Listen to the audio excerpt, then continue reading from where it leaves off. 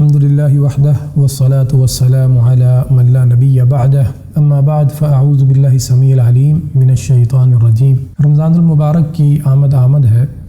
اور رمضان المبارک کا مہینہ اللہ تعالیٰ کی رحمتوں والا برکتوں والا مہینہ ہے۔ رمضان المبارک کا مہینہ جس میں قرآن مجید نازل ہوا، لیلۃ القدر والا مہینہ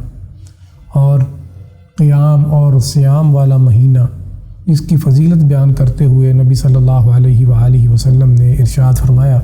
اذا دخل رمضان فتحت ابواب الجنت وغلقت ابواب النار وسلسلت الشیاطین،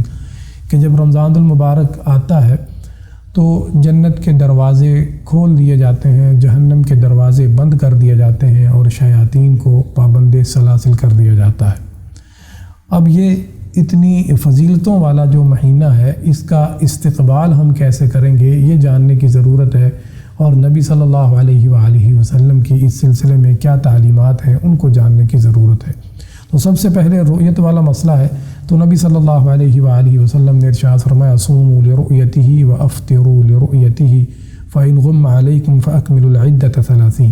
کہ جب تم رمضان المبارک کا چاند دیکھ لو تو روزے رکھنا شروع کر دو رمضان المبارک کے، اور جب شوال کا چاند دیکھو تو روزے رکھنا چھوڑ دو، اور اگر مطلع ابر آلود ہے تو پھر 30 کی گنتی پوری کر لو۔ یہ نبی صلی اللہ علیہ وآلہ وسلم کی تعلیمات ہیں۔ تو ہمیں چاہیے کہ ان تعلیمات کے اوپر ہم عمل کریں، اور رمضان المبارک کی رؤیت کا جہاں تک تعلق ہے تو عام طور سے اسلامی ممالک میں جو رؤیت ہلال کمیٹی ہوتی ہے اس کے اعلان کے مطابق ہم روزہ رکھ لیں، اور اس کے اعلان کے مطابق ہی ہم عید کر لیں، بلکہ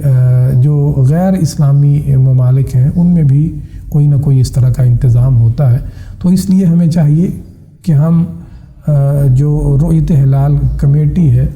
اس کے اعلان کے مطابق روزے رکھ لیں، اور اس کے اعلان کے مطابق ہی ہم عید کر لیں تاکہ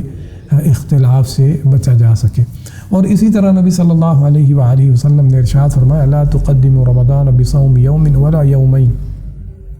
الا رجل كان يصوم صومه فليصم۔ آپ نے ارشاد فرمایا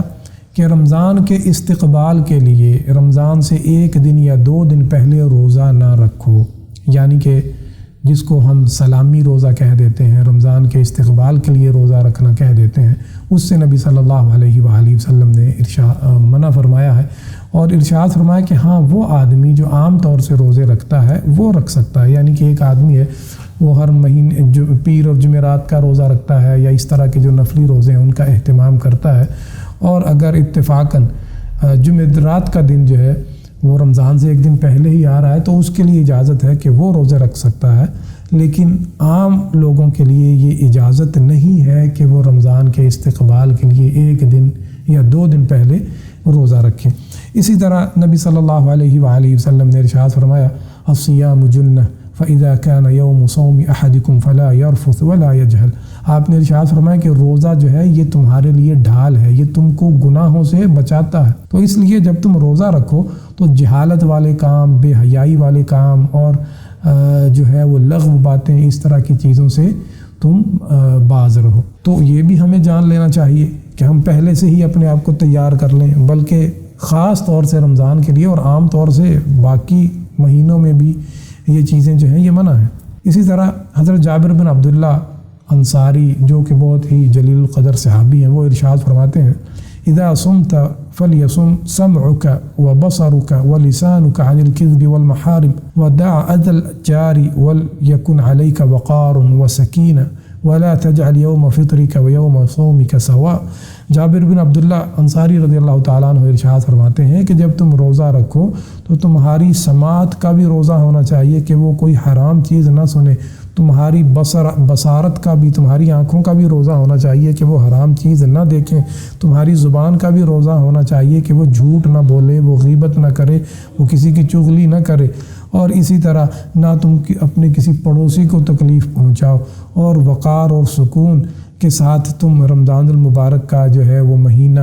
اس میں روزے رکھو اور اس کا احترام کرو۔ اور وہ کہتے ہیں کہ ایسا نہیں ہونا چاہیے کہ رمضان کا مہینہ جو ہے وہ باقی عام مہینوں سے تمہارے لیے مختلف نہ ہو، رمضان کا جو خاص ایک مقام اور مرتبہ ہے اس کا تم